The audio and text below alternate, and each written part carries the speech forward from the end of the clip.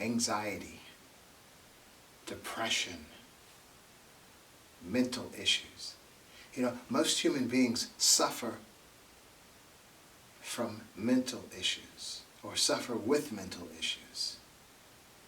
And so that's what we're going to talk about today. We're going to talk about finding relief from the anxieties, from the depression, from the myriad of issues that seem to permeate most of our lives. To find some rest, some peace, and some wellness. You know, I was watching a video on social media this morning, and a gentleman was being interviewed and asked, you know, why is it that men avoid therapists? You know, they don't, you know, what women all the time, you know, or more women than men are going to therapists, and how many wives, you know, try to convince their husbands to go to a therapist and they don't. And so this woman was really trying, she was the interviewer, really trying to get a legitimate reason from this guy, and he understood the platform that he was speaking on and to, and so he tried to give a very intellectual answer. He was bringing up his dad, how his dad went to therapy, and he was taking medications, but he never told them, so they didn't know, and all that stuff, you know. And that was very interesting, but even from the beginning of that interview, you know, I took issue.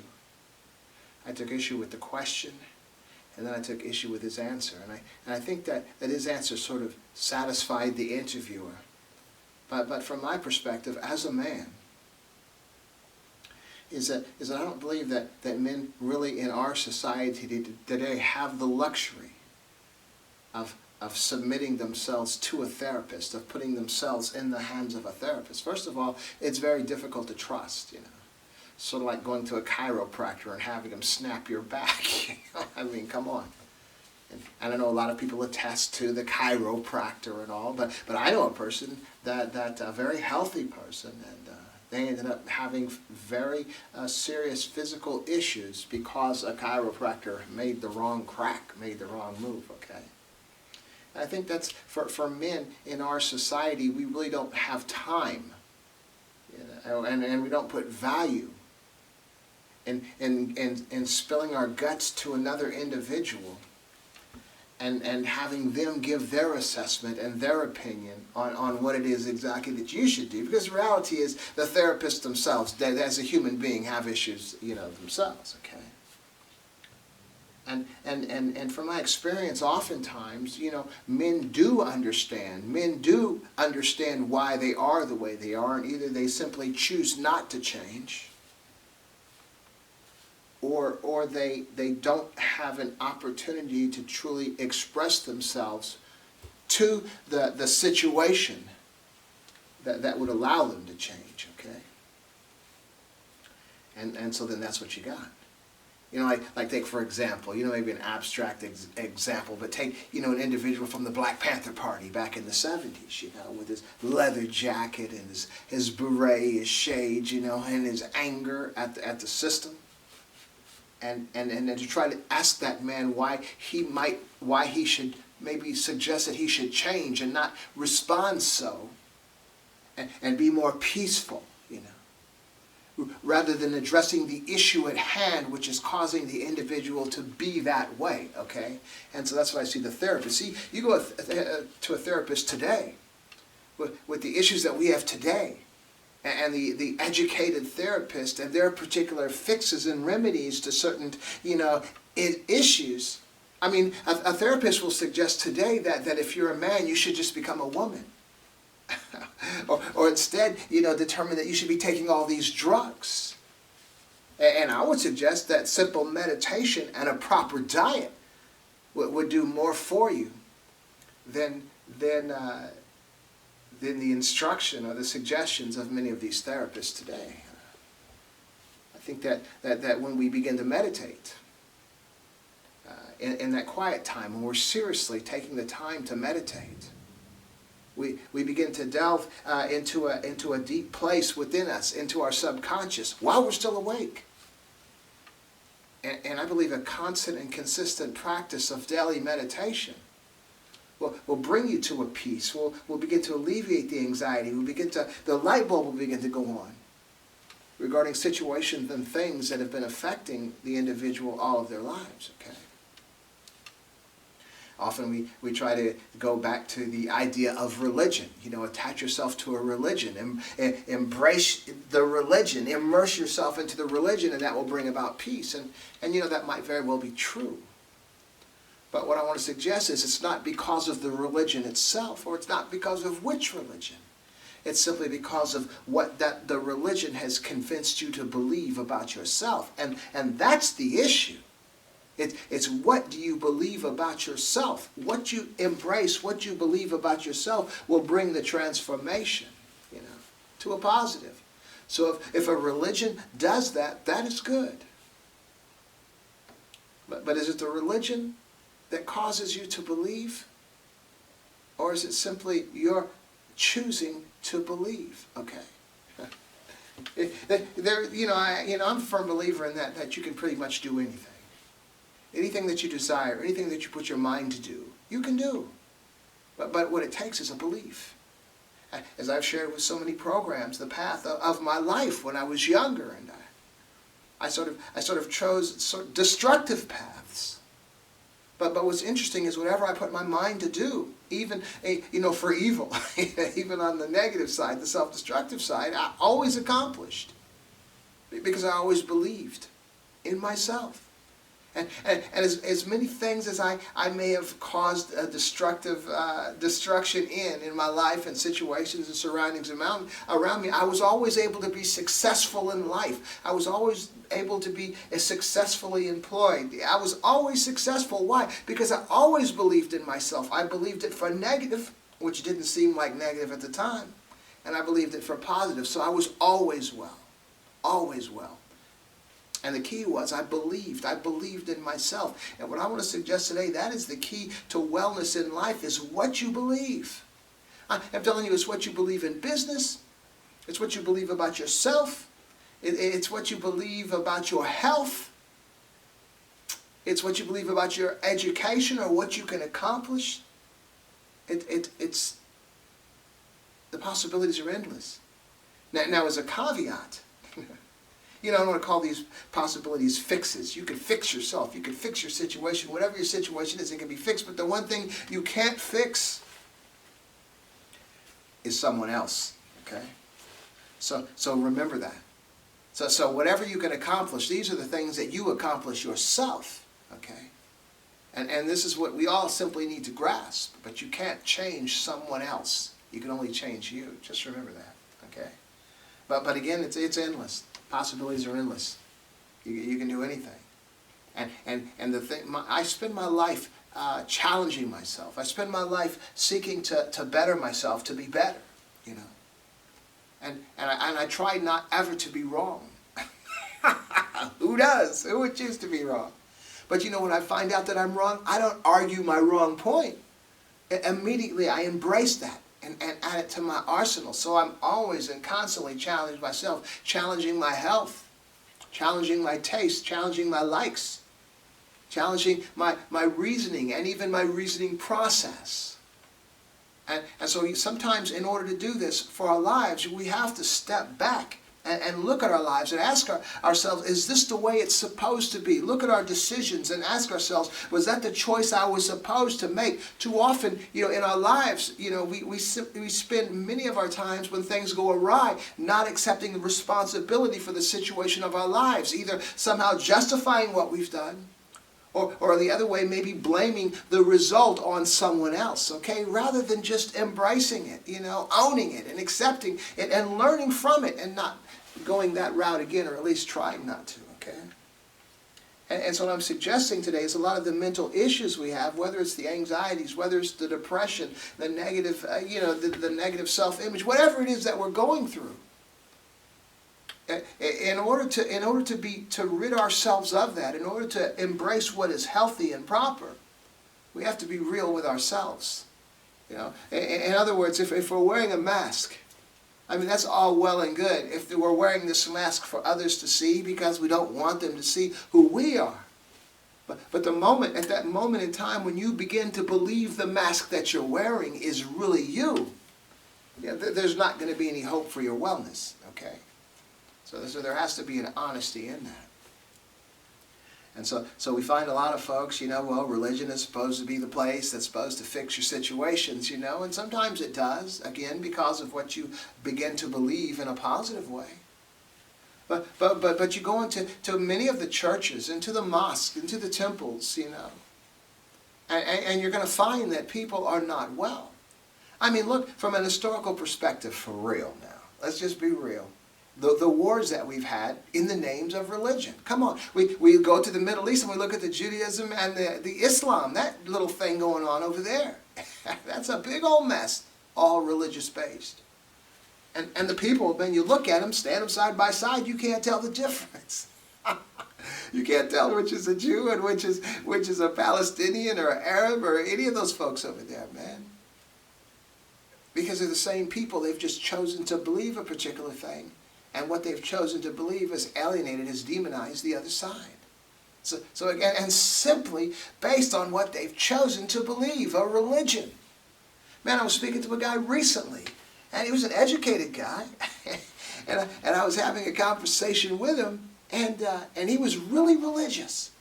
And I understand that. I'm a minister, I'm a minister. I'm more of a progressive minister, but I mean, I was raised in that environment, in a white Pentecostal church. And then became an atheist, and later in life had this epiphany of God, began attending a church. It was a black Pentecostal, an apostolic church. So I understand the religious folks, okay? So he was really religious. And it was amazing to me, as he began to speak, I had forgotten a lot of the religious realities, that he was beginning to remind me of. He believed that the earth was only 6,000 years old. I mean, come on, man. To be honest with you, that's the type of church I was raised in. They believed that the earth was 6,000 years old. And they've probably evolved since then, but back in those days, in the early 70s, the church actually believed that, and see, I was a young man that loved dinosaurs. I love the Tyrannosaurus rex. I love the Stegosaurus, the Triceratops, all those, the Brontosaurus, all those dinosaurs and the fossils and all that stuff. It really intrigued me. It was amazing to me. Fossils, Neanderthal man, Peking man, and all those other, men and humans types that they have found, over the years, even since then, But he was like, the earth is 6,000 years old. And the evolution of man, all the bones and the records and all this stuff of human beings and human being types that lived over the years, his response was, oh, those are just simply different types of animals. I had never heard that one before. And as we began to move on in our conversation, he was expressing to me, how he believed the Bible from front to cover and everything in between. And man, that's the problem. Because the reality is, man, is that men have created the religions. Now this isn't a shot against God or Allah or Yahweh or Krishna or the living universe or the Tao or, whatever you want to call it. This is simply a factual reality that men created the religions. And then stamped on their holy books, this was given by God, and that's it, man. And that's what we have embraced. That's what we have believed. But even as a minister, as a progressive minister, I've been in this thing all of my life. So for that 10-year hiatus, that 10-year period where I was an atheist, I joined the military, was an atheist for 10 years. I was an atheist. I know this stuff. I know the people. I know the beliefs. And so when we begin to embrace things that are ridiculous, it doesn't help. It isn't a good PR moment for that which we have emanated. And it really doesn't help us at all. Because I have seen it, we embrace this thing. The folks that have embraced it wholeheartedly, so tough, so strong, at the moment you're being tried, the moment you're being challenged, you break. Come on, we look at the whole political mess that we've had over the past decade. We look at the religious people that have embraced evil, that have embraced negativity, somehow in the name of God. I mean, come on now. Because you can't do that. When you take an artifact that's been penned by men with the stamp of God approval on it, you can make it read whatever you want it to read. And if there are enough people believing that that is the Word of God, you can convince them to do anything that you want them to do. You could convince them to storm the U.S. Capitol. You could convince them to hate another segment of the population that Jesus expressed that they should love, okay? So what I'm suggesting today is, and we're talking about still the mental issues that we have, but I'm just suggesting there are certain holes that we can dig ourselves deeper and deeper and not finding a way out of our mess, thinking we're digging to that place of eureka, that place of wellness, okay? And so when we're looking at the religion as a place to help solve our situation, help solve our mental issues, I mean it can, on a very superficial level, if we simply believe it. But the reality is, when you give up the subconscious creative path down the rabbit hole that you've been following, simply to embrace somebody else's rabbit hole, it might look a little different, but you're not on your way to wellness, okay? You're not going to be enhancing any kind of wellness, and that's what we're talking about. Unless you begin to seek now. Okay, so religion has entered this conversation, and from just about every culture. I mean, I saw something on social media this morning where a gentleman was expressing the man-made religions, but he was just talking about Christianity. So he had the guy that invented the Pentecostal religion, the guy that invented the Baptist religion, and he had like 5 or 6 more. All these white guys, European guys, okay? But I appreciated that because this is a black man. He was trying to express the fallacy of the Christian religion, okay? But what I want to suggest to you today is all religions were man-made, okay? Now this isn't like a shot against God or a shot against Allah, Yahweh, Krishna, the source, whatever we want to call it. I'm just saying that is whatever we as humanity emanated from, that source was the same for all of us, okay? Now throughout time, and cultures and languages, we have fixed names and we have begun to create practices and establish these practices as a religion and all. But the reality is we made those things up. And anything that you make up in time, if it's embraced by enough people and it's religious, becomes the inerrant, infallible Word of God, okay? And so what I'm suggesting is that we simply need to recognize that we made that stuff up. That we didn't make up God, Allah, Yahweh, the source, Krishna, whatever. Because we all definitely emanated from something. And there is a uniqueness to each of us that makes it very difficult to believe that we just simply popped into existence. And I'll tell you what, now this is kind of a side note. I'll be 65 this year, 2023. And I just learned something that I never knew from a 17-year-old person yesterday. And now that I think of it, I should have known, but it was expressed to me that dogs have periods, female dogs. I'm like, what? And then sometimes they even put diapers on them so they don't make a mess. I'm like, what are you talking about? And then the conversation, and somebody else came in the conversation and affirmed that. And I mean, at this old, I never heard this before. I did not know. I mean, we've had like 2 dogs, but they've been male dogs. So I had no clue. And then as the conversation began to, evolve, we begin to discuss all the other kinds of animals that I'm sure have similar discharge, okay? They would have to. It makes perfect sense, but I never ever thought about that. Now think about, as many animals as we have on this planet. Even as we talk about the things just popping into existence and all, with no intelligent design, and I understand that concept.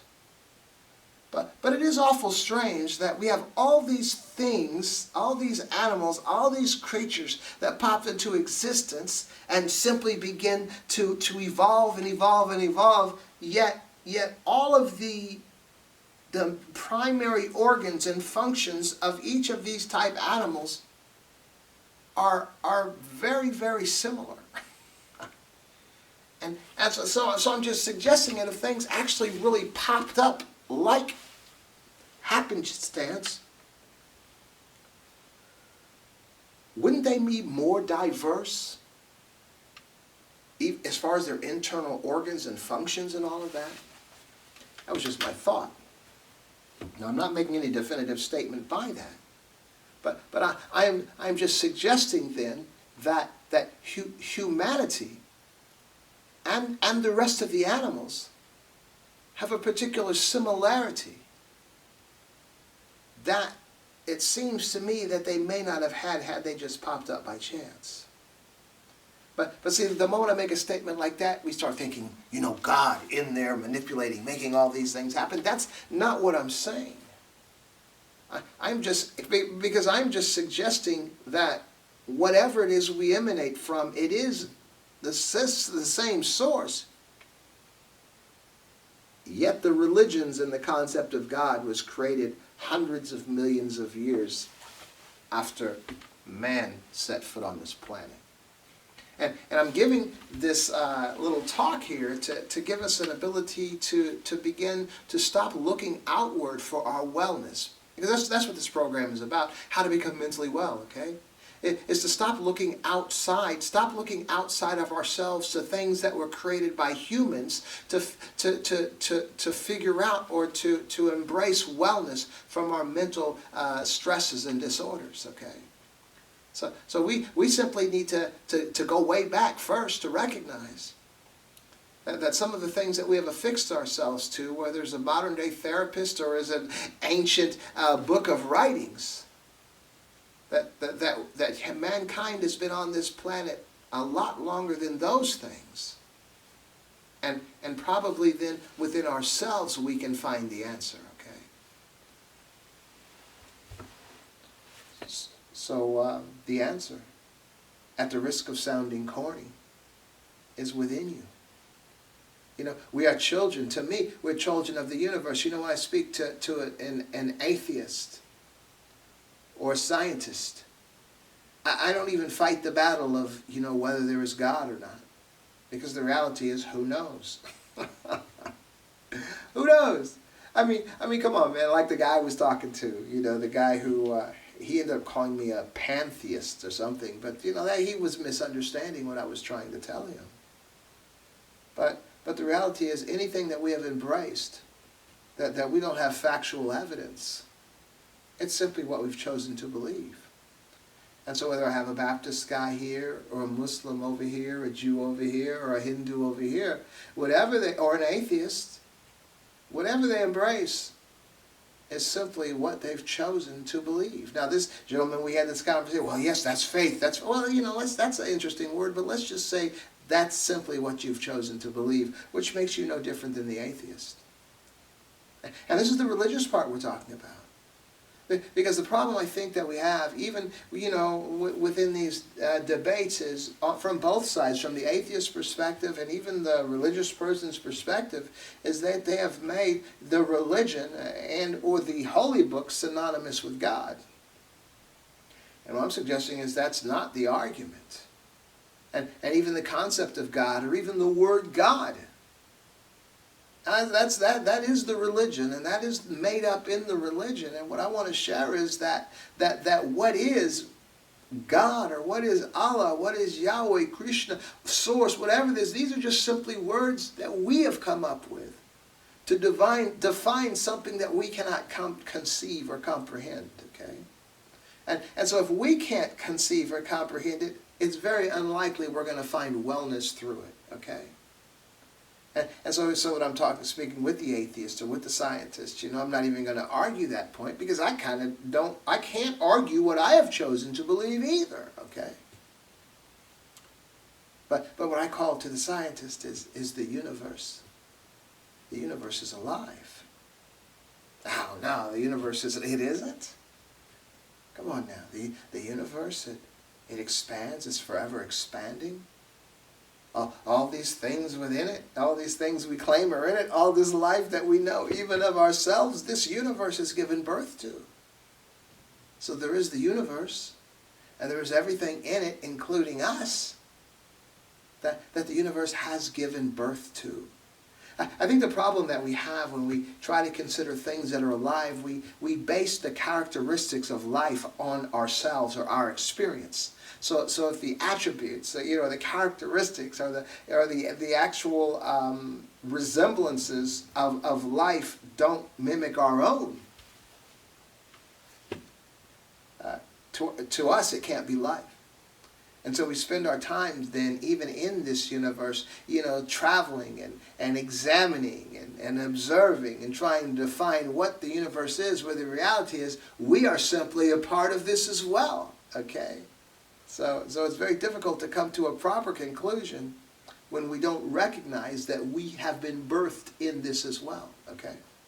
And so even as I try to explain this, and this is going to be the key, I believe, a key to finding our wellness mentally, is recognizing that the universe is alive. I mean, the scientists will tell you that it's forever expanding wider and wider and wider. And it's quite obvious all these things were birthed within the universe. And so, me, I might take it a little bit further, and say, well, the footsteps are ordered and the plan has been played out, and as long as you do the right things will happen. I mean, well, what I see in that is, it's not like I don't believe there is a hand actually guiding your footsteps and making sure this works out for you, or this works out or doesn't work out, but that there is a law, a principle, that what goes around comes around. I think the biblical rendition is you reap what you sow, and I think the Hindu version is karma. You're doing your duty, doing what you're supposed to do. You're going to be okay. And so to me, that law would be like the law of gravity. I think we have found that people have found, cultures, societies have found over the years that, what you do comes back. You do good comes back. Do bad comes back. You reap what you sow. And so then in this living universe that we have been birthed in, there are certain principles. Like to this planet gravity, there is also the principle of sowing and reaping. Okay? And so I don't believe that there is an entity or an intelligent designer that actually is aware of every moment and every situation and circumstance that we live and we go through. But that's sort of like a human mother gives birth to a child, and the mother doesn't have to ensure that the heart continues to beat or the blood continues to flow or the child continues to breathe. I mean, these things happen naturally. And then the matriculation of the child, based on the environment that child is exposed to, takes care of itself, one way or the other, or many ways. So again, I see our hand in our destiny. And I see, as long as we continuously try to do the right thing and make the right choices and make the right decisions, it begins to work out. Okay, and as well, things don't work out. The problematic response of the religion is to keep on waiting for this particular thing to happen sometimes. And maybe it's just not going to happen, or maybe it's not supposed to happen.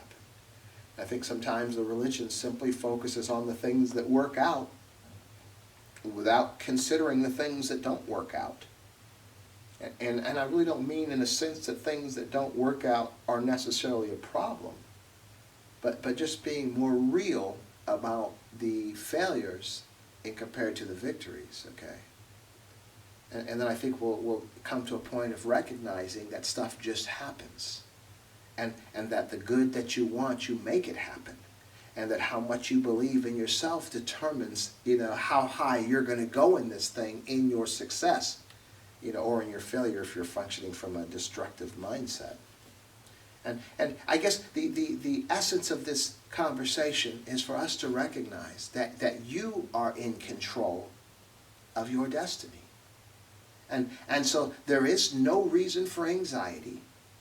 There is no reason for depression. There is no reason for any kind of negative mental state, because you are in 100% control of your destiny by the decisions and choices that you make, to do or not to do. And that if you are suffering through mental stress, that your relief is within your own grasp, is in your own power. And again, as we open, that's where the meditation comes in. Actually, what it boils down to, even from a scientific perspective, is how's your diet? Oftentimes, an improper diet gives us improper thinking. Improper health gives us improper thinking. How is your diet and your exercise? How much sleep are you getting? And then also begin considering the decisions that you're making in your life, the relational decisions, and as well the personal decisions. The buck stops with you. And so what I'm suggesting then in serious meditation, when I say serious, I mean meditation taken seriously. I'm just going to go think one day. No. Find a time of day where you sit back in quiet and just meditate 10 or 15 minutes a day, and do that every day. And I would suggest at that time every day. The answers will come to you. Your stresses will be relieved. And the reality of your life, of all the negativities, are issues that you created yourself, someone created for you, and they can be undone. As well, some of the things that we call issues aren't really issues at all. They're just the negative way that we've been looking at situations of our lives. And so as you begin to meditate, as you begin to consider, recognize that you are well. You are as well as anyone else on this planet. And then begin to consider, what can I do to be well? Grab a pencil and paper, because it's going to flow.